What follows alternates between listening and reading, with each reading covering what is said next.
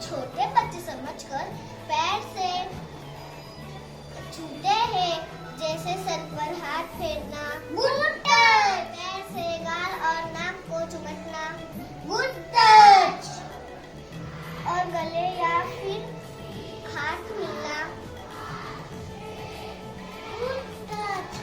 अब bad touch के बारे में समझे।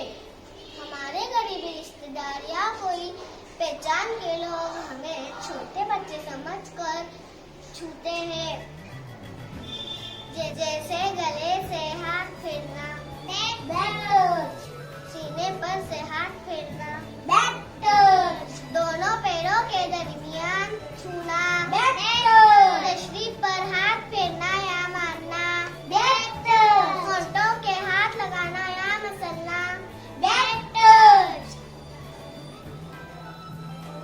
ऐसे हालात में हमें क्या करना चाहिए?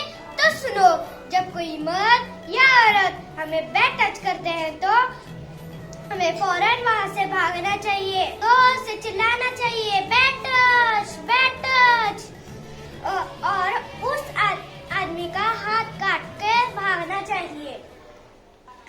हमें हमारी हिफाजत खुद करनी चाहिए और अपने लिए खुद लड़ना चाहिए।